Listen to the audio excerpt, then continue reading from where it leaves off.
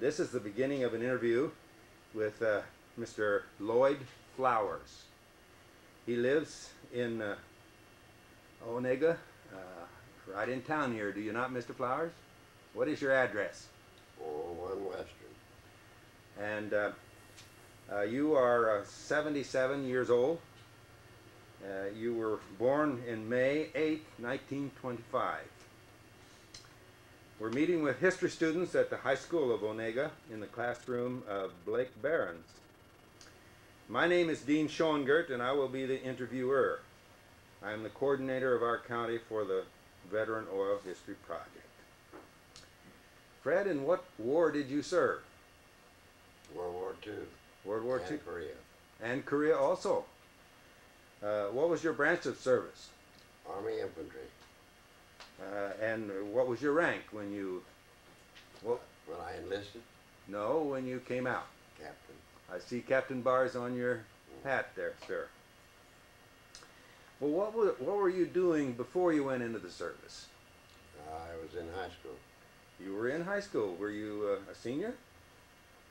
Were you drafted, or did you I enlist? enlisted. You were enlisted before you graduated from high school? No, I graduated from high school.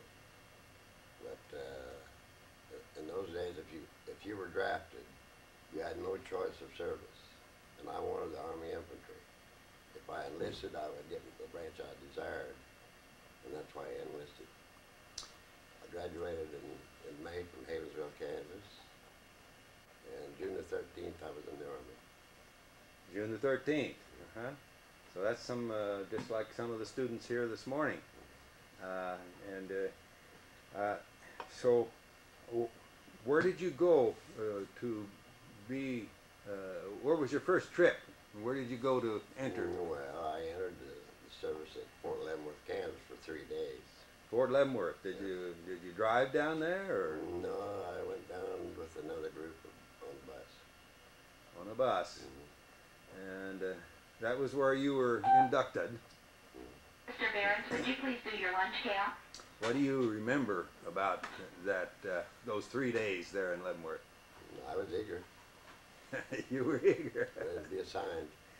Did they give you a uniform there? Oh, yes. And then where did you go from there? Fort McClellan, Alabama. Alabama? That's where you received some basic training?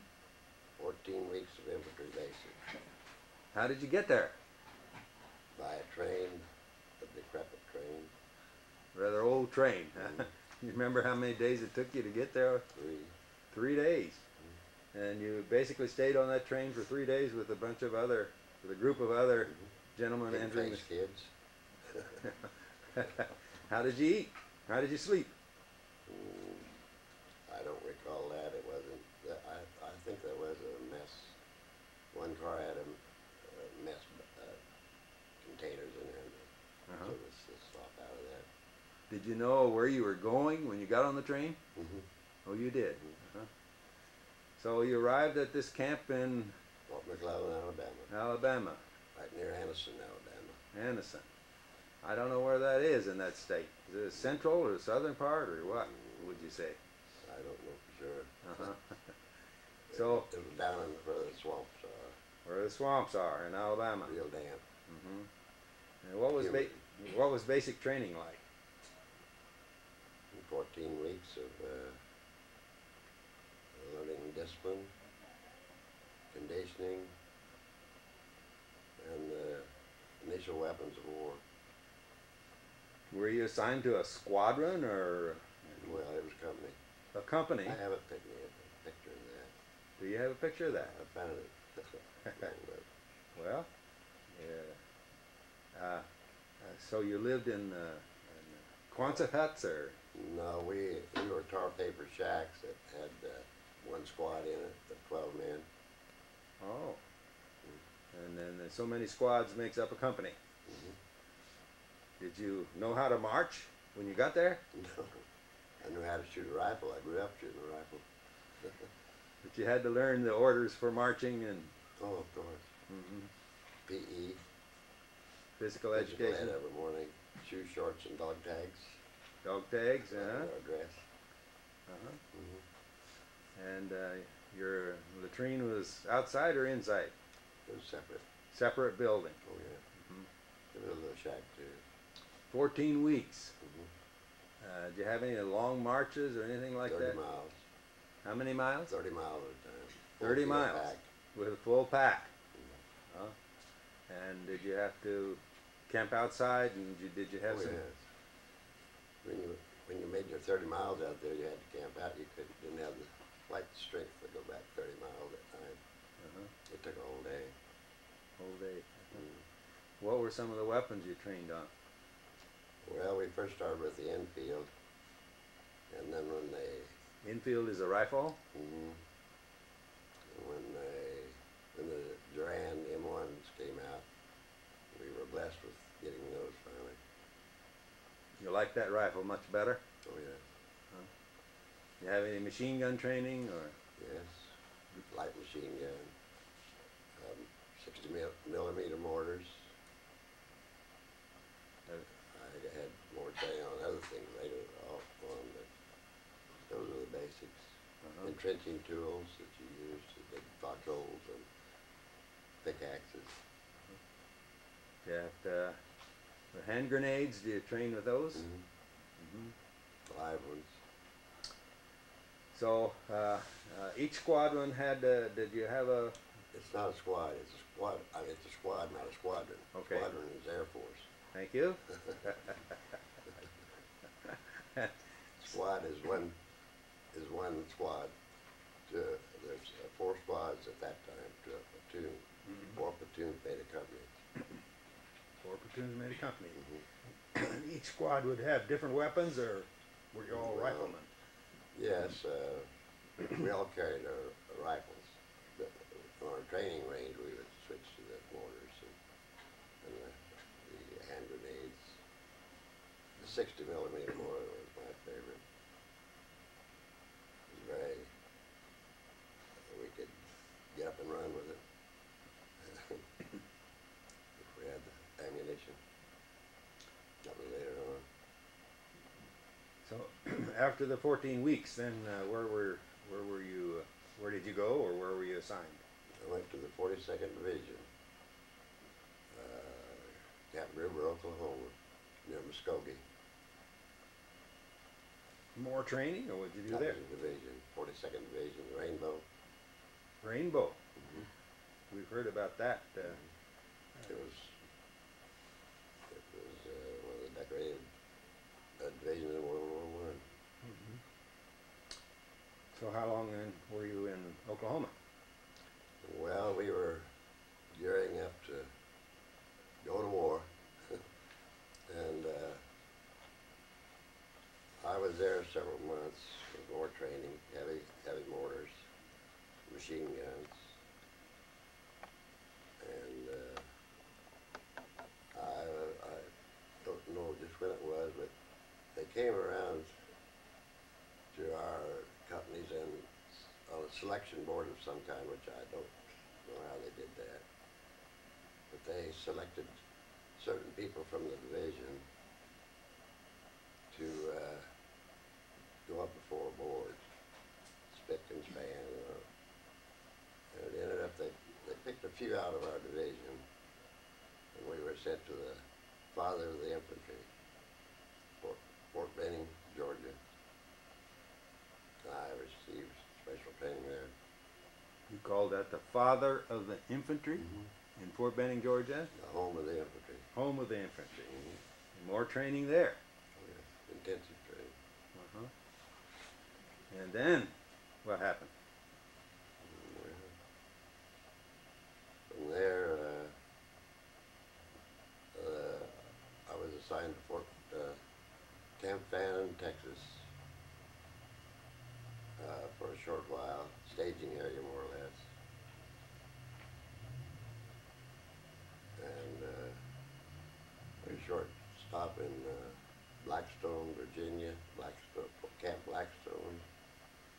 From there we went to Camp Shacks, New York, port of embarkation.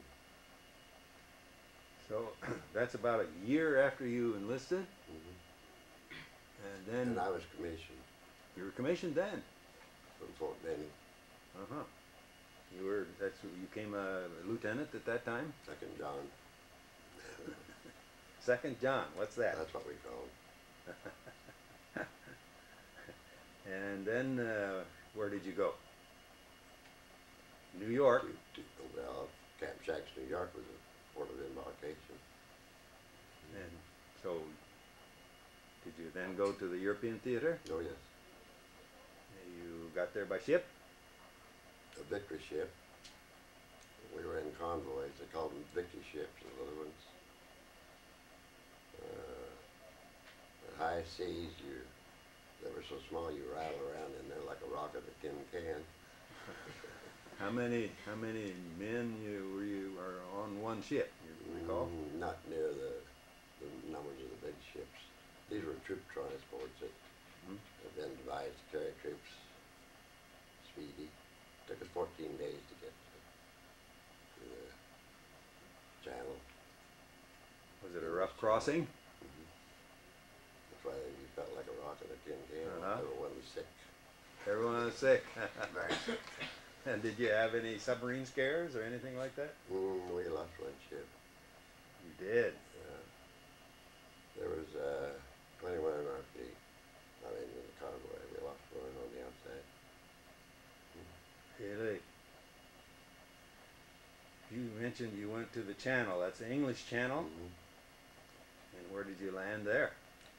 We went up the channel into the North Sea, and we somewhere in the Netherlands was where we reached port. I see. So I don't know. our Allied forces had already landed in. Yes. The 42nd had already gotten there. They got, St. Lo was. They had 40% casualties in St. Lo. Wow.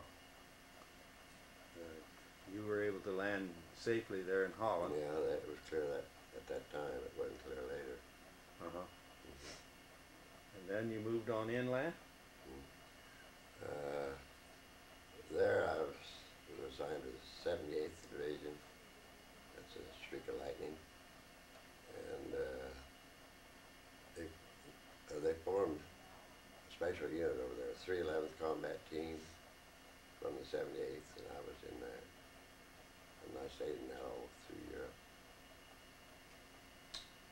So. And after the war, before we came home, they disbanded us overseas, the 311th. Where did you first meet the enemy? I don't want to go into that too much. That's all right. You landed in Holland and you moved towards Germany, I assume? I was in 8 different countries over there. You were? So you fought your way across? Down and back. By down, you mean? Deeper into Europe. France, Germany, Austria, Luxembourg, Belgium, Holland. You have any unusual experiences you are willing to share at that time? With the people of the countries, or? Oh yeah, with the people.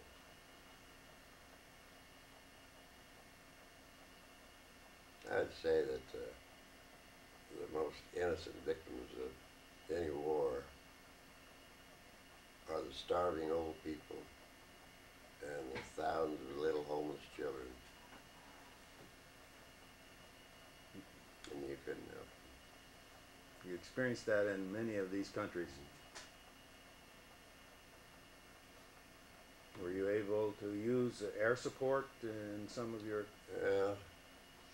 Yes, when we heard the bombers coming. But we were really on our own most of the time. Can we imagine during that time you were often in a foxhole, moving on and on, or? A lot of times we didn't have time to dig any foxholes.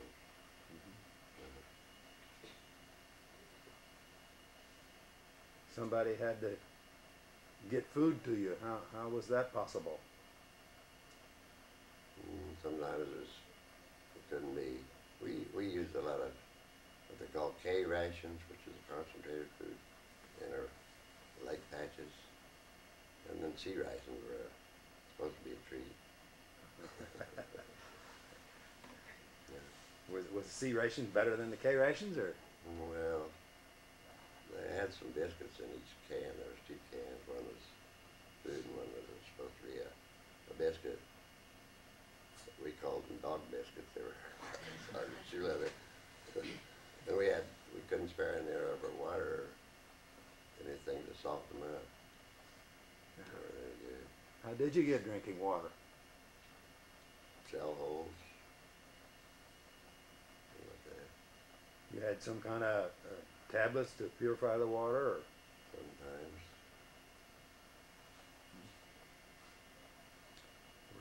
You were an officer then, in charge of, The 311 combat team. yeah, so that would be about how many men were you in charge of, sir? We started with 208. So you experienced a lot of casualties during this time. Which is always that way. I sense it's a little hard for you to talk about it. Mm-hmm.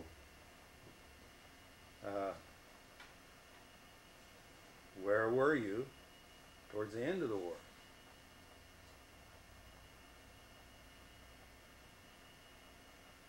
Marburg, Castle, I don't know for sure. That was in southern Germany somewhere, or? How did you hear that the war was, that Germany had No, the troops were waiting to get out of there. It was passed on pretty fast. Mhm. We had some vehicle left, old Jeeps and things that we could get around in. I do recall, speaking of those children, I recall Sergeant McDonald and myself. We had a Jeep that would work, and we were trying to feel our way through this supposed to have been safe town, through the rubble, and we had a shot crack over our heads, and we bailed out of the Jeep, of course. What over your heads? A shot? You know, it cracks over your head when it goes, that way you know it missed you. The crack of the head over the shot. And we did, the only standing building we could see was had an upstairs. So we got into it. No one downstairs, but there was, we went up the stairway and there was a kid up there. And we asked him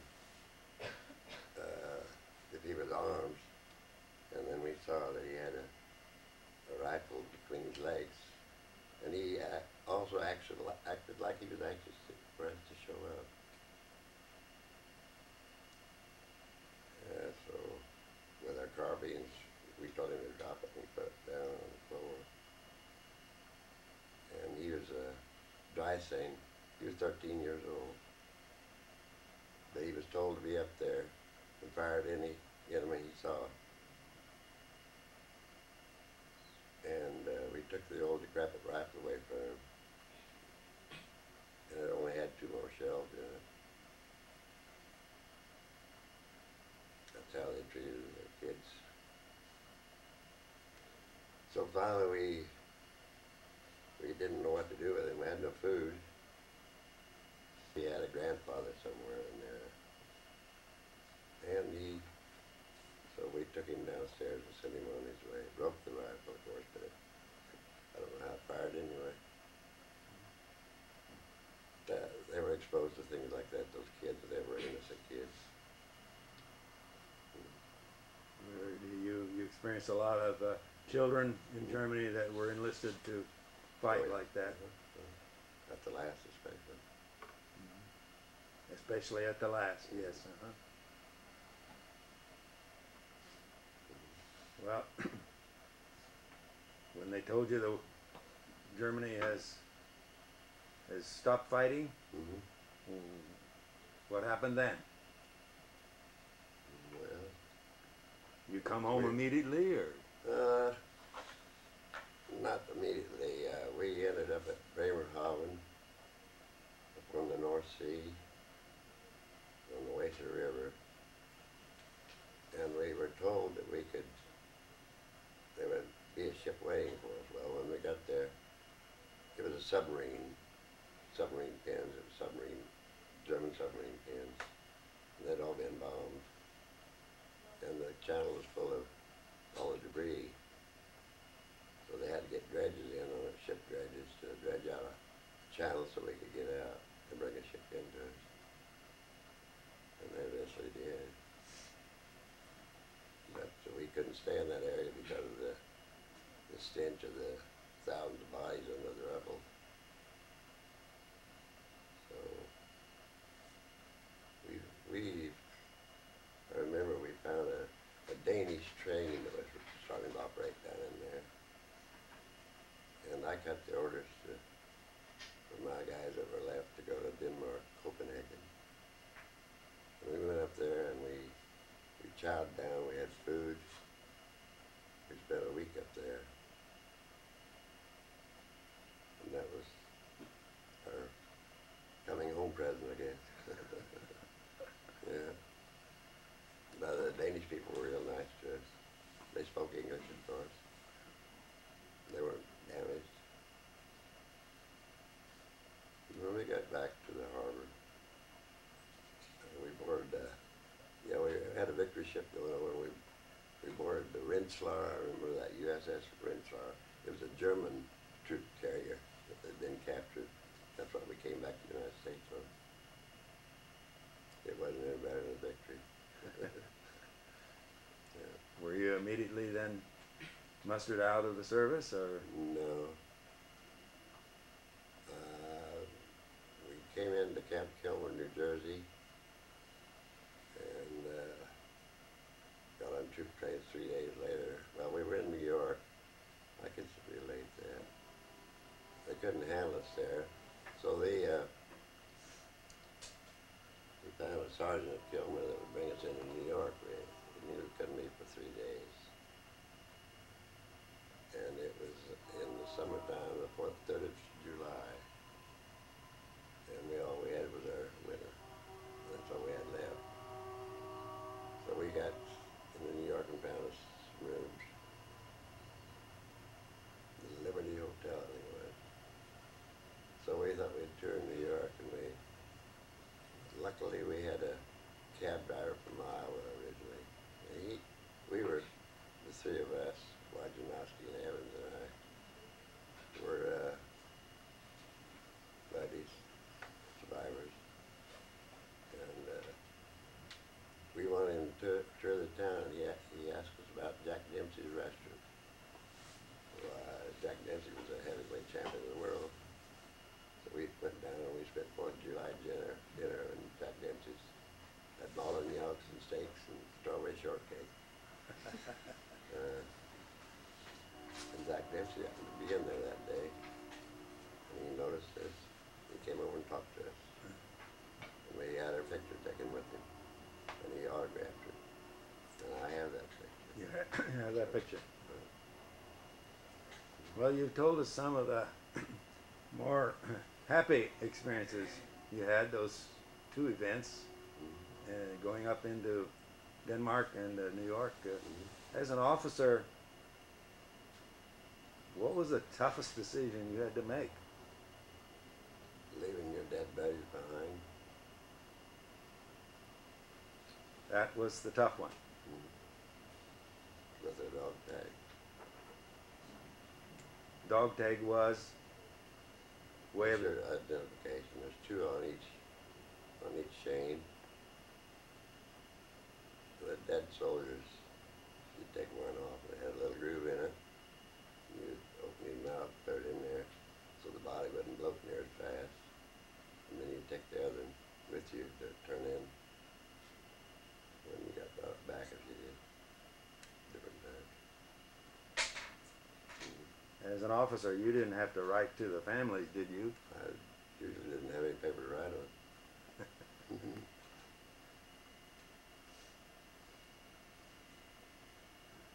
Well, so you were, how long were you in the service then? 20 years. 20 years. Mhm. So, what between World War II and the Korean War, what were you doing? I was never discharged. I enlisted and I got a retirement. I retired. I was never discharged. I was kept on hold. At first they thought they would probably use parts of my unit to go to Japan if they needed. Of course they dropped the bomb, so we didn't have to go. And we stayed on as advisory through the Korean War, and I had that much time. So I ended up, I switched to the Infantry Army Reserves, and I retired from there. So, there was some thought that you might have to fight in the Pacific then also. Mm-hmm. But the bomb was dropped, the atomic bomb was dropped, and that ended that before you. Oh, yeah, there. Did you actually get to Korea in the Korean War? I was called up, and they put me on a advisory panel, they called it, because of our past experience, I guess. And that's what they used us for. Okay. No combat was for it. Any other comments you'd like to make, sir?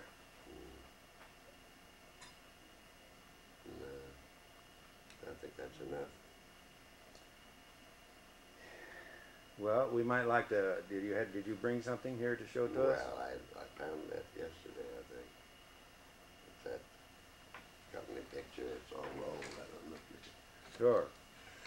do any good with it or not. It's a big long one if you want to call it. I see. I did find my picture in there. That was from basic training. October 1st, 1943. Okay. It won't stay around. Well, thank you very much, Mr. Flowers, for your willingness to come here today, and we will add your story to the World War II history. And as these students study that part of American history, this will make it a little more personal. We thank you very much. You asked me about some medals if you want. I have them in my pocket, a few of them if you want to know those. Please. Okay. Not medals, the list.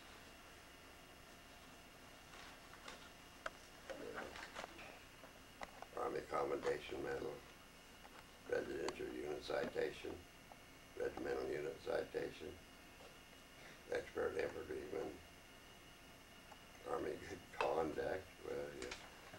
Some of them now I should carry good conduct. That's all the ribbons they have. That's standing. ETO. ETO means European Theater War. Theater. 2 stars. The rest of them are more immaterial.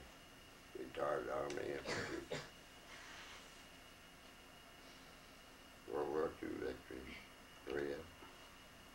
Armed Forces Reserve. That's it. Well, thank you, Mr. Flowers. We're proud to have you live in our community. I'm glad it contributed something to you.